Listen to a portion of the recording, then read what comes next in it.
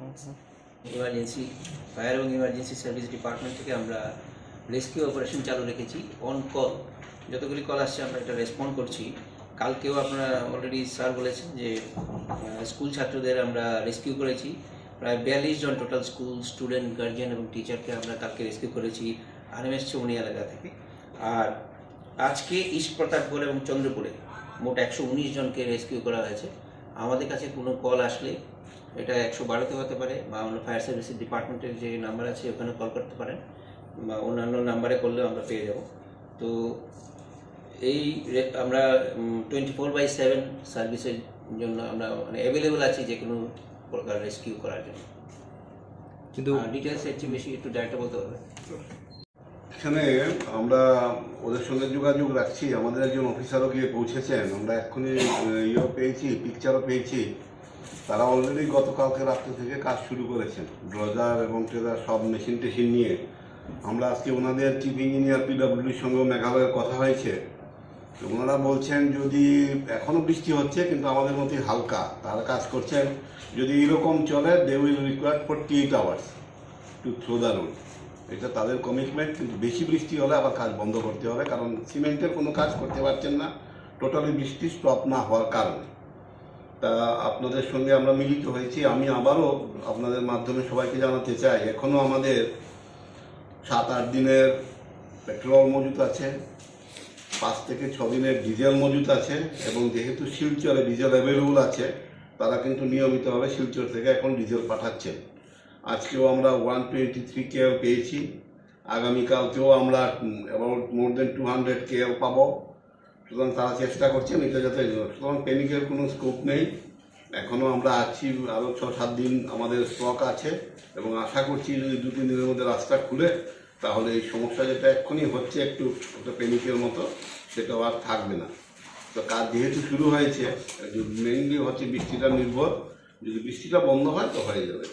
আর গ্যাসের ক্ষেত্রে গ্যাস তো বাংলাদেশ থেকে আসছে, আজকেও আসবে। সিকিউরিটি তারা চেয়েছিল, আমরা প্রোভাইড করেছি। তা প্রবলেম হবে না। আমাদের হাতে যে বাল্ক এবং মজুদ আছে তাতে আরও 15 দিনের স্টক আছে। চালের ক্ষেত্রে আপনাদের বলতে চাই, এই মাসের যে চাল প্রধানমন্ত্রী গরিব কল্যাণ যোজনায় বা নর্মাল যে চাল, আমরা পুরো চাল দিয়ে দিয়েছি, সব রেশনে অলরেডি চলে গেছে। এবং আগামী মাসেরও একটা পোর্শন আমরা দিতে পারবো যে স্টক আছে। সুতরাং এক্ষেত্রেও মানে মানুষের প্যানিক হবার বা উদ্বিগ্ন হবার এক্ষুনি কোনো কারণ নেই। আমরা আমাদের নজর রাখছি, যতটুকু আমাদের চেষ্টা করার আছে যেভাবে যাতে আনইন্টারাপ্টেড হয়, অসুবিধা যাতে না হয় আমরা দেখছি যাতে করা যায়। তাছাড়াও মার্কেটের যে সেটা আমরা কালেকশন করেছি। আমরা মার্কেট, নর্মাল মার্কেট যেটা আছে তাতেও আমরা দেখেছি মোর দেন 1 মান্থের সব এসেন্সিয়াল কমোডিটিস তাদের কাছে আছে। তাছাড়াও বেশ কিছু ট্রাক আমাদের রাজ্যের এখন আছে, রাস্তাটা খুলবেই তারা মুভ করতে পারবে। এটা আমাদের কাছে সর্বশেষ ইয়ে। বাজারে কিছু কিছু অসাধু ব্যবসায়ী জিনিসের দাম অলরেডি বাড়িয়ে দিয়েছে।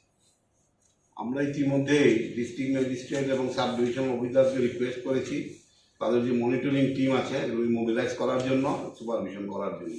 কিছু থাকেই অসাধু ব্যবসায়ী নজর রাখার জন্য। প্রশাসনের তরফ থেকে যদি নির্দিষ্ট একটা সাইনবোর্ড লাগিয়ে দেওয়া হতো যে আজকে এই বাজারে এই জিনিসের দাম এত করে, এটা তো ব্যবসায়ীরা নিয়ন্ত্রণ করেন। এটা তো এইভাবে সরকারের নির্দেশ করতে পারেন না। নিয়ম হলো আমার কি দামে অ্যাভেলেবল সেটা লিখে রাখ, এটা ব্যবসায়িক দায়িত্ব। কিন্তু লিখছে না তো স্যার। এটা আমরা ব্যবস্থা নিতে পারি, কিন্তু আমরা গিয়ে লিখবো এটা হয়। এটার প্রতি কোনো ব্যবস্থা নিতে চলছে কি প্রশাসন? না, প্রতিকূল না। এটা তো আমরা মনিটরিং টিমের দায়িত্বই আছে, যখন মনিটরিং হবে চলবে। আচ্ছা, রেল লাইনের কি কোনো খবর আছে আপডেট? লাস্ট রেলের খবর যেটা আমাদের কাছে পাঠানো হয়েছে সেটা হয়েছে তারা তো মোটামুটি ঠিক করেছিল, কিন্তু আবার বর্ষাতে আবার ক্ষতিগ্রস্ত হয়েছে। সুতরাং এটা এখনো তারা শিওর হতে পারছে না কবে নাগাদ চালু হবে। 23/12/2020 থেকে fire service and emergency service দপ্তর হয়ে গেছে। আগে ফায়ার সার্ভিস শুধু আগুন নেভাত, এখন ফায়ার সার্ভিসের ফায়ার ফাইটাররা দুর্গত মানুষকে উদ্ধার করতে যায়। সাংবাদিক বন্ধুদের কাছে বলবো যে আমরা যে আজকে প্রিন্ট মিডিয়া এবং ইলেকট্রনিক্স মিডিয়াতে যে খবর প্রকাশিত হয়েছে তাতে আমার ফায়ার ফাইটার বন্ধুদের, কর্মীদের মনোবল অনেক বেড়ে গেছে। আপনারা জেনে খুশি হবেন যে ওরা এক শিফটের ডিউটি এসে বলছে যে না আমি আবার ডিউটি করব, আমি বাড়িতে যাব না। এই যে একটা প্রচার আপনারা করেছেন, যে ওদের ছবি দিয়েছেন, যে সবগুলি পত্রিকাতে ফায়ার ফাইটারের ছবি আছে, সবগুলি ছবি দিয়েছেন, তাতে তাদের মনোবল অনেক বেড়ে গেছে। এটা ফায়ার সার্ভিসের একটা বিশেষ পাওনা। আপনারা একটা মানে পজিটিভ সিগন্যাল আপনারা এটা দিয়েছেন ফায়ার সার্ভিসের তরফ থেকে।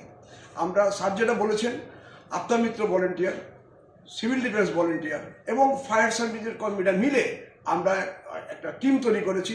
যে কোনো সময় যে কোনো মুহূর্তে 24/7 আমরা কল পেলে দুর্গত মানুষের জন্য আমরা ঝাঁপিয়ে পড়বো। এটা আমরা সম্পূর্ণ প্রস্তুত। আপনাদের আবারও ধন্যবাদ যেভাবে আপনারা ফায়ার সার্ভিস ফায়ার ফাইটারদের হাইলাইট করেছেন, তারা যে কাজ করেছে ওই জন্য তাদের মনোবল অনেক বেড়ে গেছে। এই জন্য আমরা ফায়ার সার্ভিস দপ্তর থেকে আপনাদের কাছে ধন্যবাদ এবং কৃতজ্ঞতা জানাই।